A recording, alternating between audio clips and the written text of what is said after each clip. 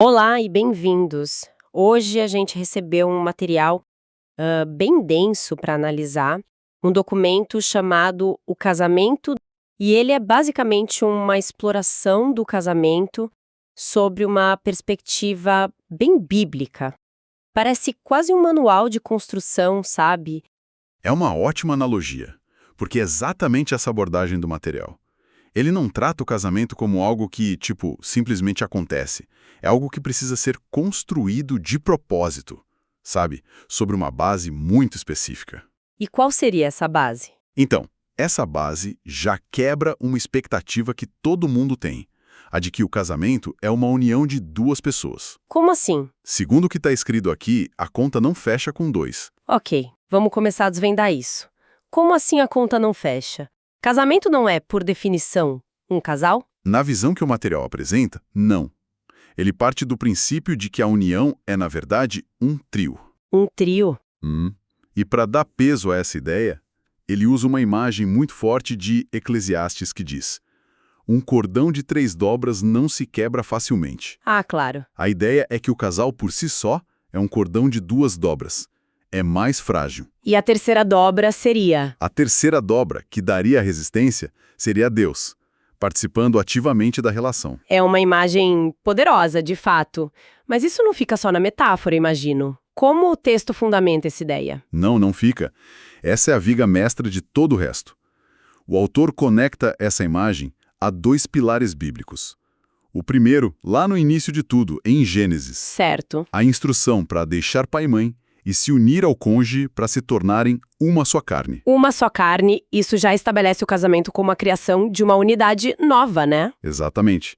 Quase uma terceira entidade que surge a partir de 2. Ok, a ideia de uma só carne é bem conhecida, mas por que foi preciso reforçar isso de novo, séculos depois, no Novo Testamento? Ótima pergunta. O material faz exatamente essa ponte. Ele cita Mateus capítulo 19, onde Jesus é confrontado sobre o divórcio. E ele responde relembrando justamente essa passagem de Gênesis e finaliza com aquela frase que virou central para todo o argumento. O que Deus uniu, ninguém separe. Essa mesma. O ponto crucial aqui, segundo a análise do documento, é que essa fala eleva o casamento. Deixa de ser um contrato social, que podia ser desfeito, e passa a ser uma aliança sagrada. Entendi. A presença de Deus como agente unificador torna a união idealmente permanente. Permanente e indissolúvel do ponto de vista divino. Certo. Então, essa fundação de 3 dobras não é só sobre ter fé, é sobre redefinir a natureza do compromisso. É uma base bem sólida. A partir daí, como o manual começa a construir a estrutura da casa, ou seja, os papéis de cada um. E é aqui que a conversa fica bem interessante, porque o material entra num dos territórios mais complexos e debatidos: os papéis do marido e da esposa. Ele se apoia muito nas cartas do apóstolo Paulo para detalhar isso. Imagino. A primeira peça que ele coloca na mesa vem de Efésios 5, que diz que o marido é o cabeça da esposa, assim como Cristo é o cabeça da igreja. Ok, vamos parar aqui um instante. Essa palavra cabeça, ela pode significar muitas coisas. O que o texto quer dizer com isso? É ser o chefe, o CEO da casa? Exato, essa é a questão central. E o material argumenta que a definição está no próprio versículo. Como Cristo é o cabeça da igreja. Ah, A lógica apresentada é que, para entender o papel do marido, é preciso olhar para o exemplo de Cristo. e como foi a liderança de Cristo? Não foi de autoritarismo, né? Foi de serviço e de sacrifício. Ou seja, a liderança aqui não é sobre ter privilégios, é sobre ser o primeiro a se sacrificar. É mais um fardo do que uma coroa. Essa é a ideia. Perfeitamente. O texto define liderança como responsabilidade sacrificial. E ele imediatamente usa os versículos seguintes de Efésios para reforçar isso. Que é onde fala do amor. Exato. O mandamento para os maridos é amar suas esposas assim como Cristo amou a igreja e se entregou por ela. O amor exigido não é só afeto, sabe? É um amor que se doa ao ponto do autossacrifício pelo bem-estar do outro. Isso muda bastante a perspectiva do que significa ser cabeça. E para a esposa, qual é a outra parte dessa equação, segundo o texto? A instrução para a esposa, no mesmo trecho, é a de submissão ao marido como ao Senhor. Aí está. Outra palavra que carrega um peso enorme hoje em dia. Sem dúvida. O texto dá alguma pista para diferenciar essa submissão de, sei lá, anulação pessoal ou obediência cega? Sim, a chave é a conexão como ao Senhor. Certo. O documento argumenta que a submissão proposta não é a um homem falível, mas sim ao arranjo divino que ele representa. A lealdade final é a Deus. E não é uma via de mão única. De jeito nenhum.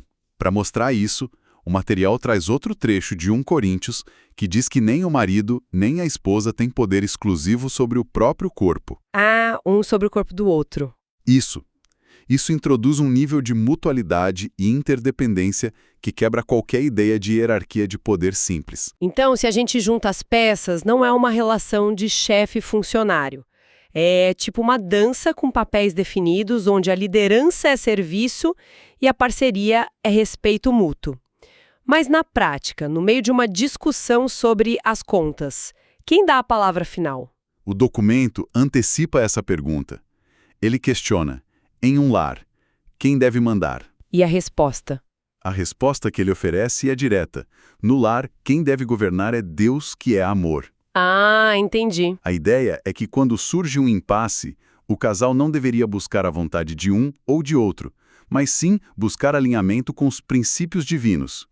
A palavra final não é de uma pessoa, é do manual. Tudo isso soa muito nobre, mas um pouco abstrato. Falar de amor sacrificial é uma coisa, praticar é outra. O documento desce para o dia a dia? Sim, e essa é a próxima parte da construção. O texto argumenta que a palavra amor é muito genérica e que, na prática, um casamento saudável precisa de diferentes tipos de amor. Uma caixa de ferramentas de amores, digamos assim. Exatamente. Ele pega emprestado da filosofia grega. Ah, então a sacada aqui é que o amor não é uma coisa só. Se o casal sente que a paixão diminuiu, pode se apoiar na amizade enquanto trabalha para reacender a chama, é isso? Perfeito. Exatamente essa a proposta. A primeira ferramenta é o ágape, que seria o amor incondicional, a decisão de amar independentemente das circunstâncias. O amor do compromisso. Isso, a base de tudo. Depois vem o eros, que é o amor romântico, a paixão.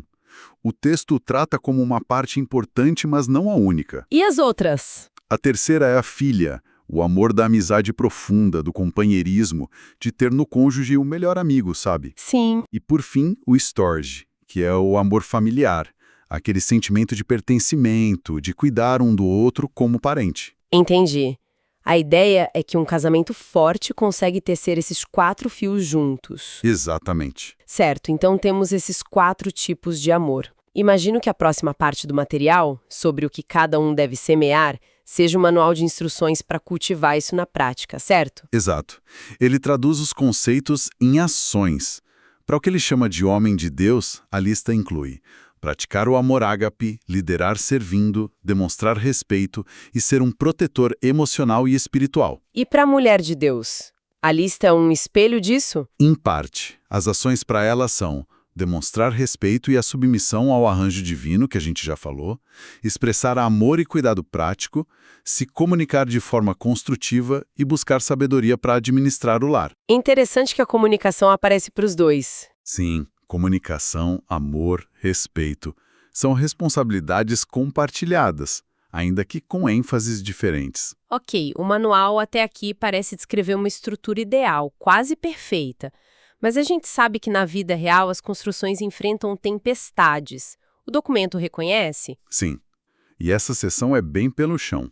Ele lista as queixas mais comuns de ambos os lados, e é interessante ver os paralelos. E quais são?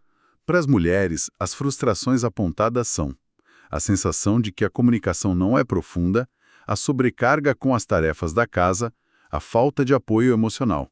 A falta de parceria, no fundo. Exato. Uma queixa sobre falta de parceria e intimidade emocional. E do lado dos homens, as queixas são as mesmas? Algumas sim, outras não.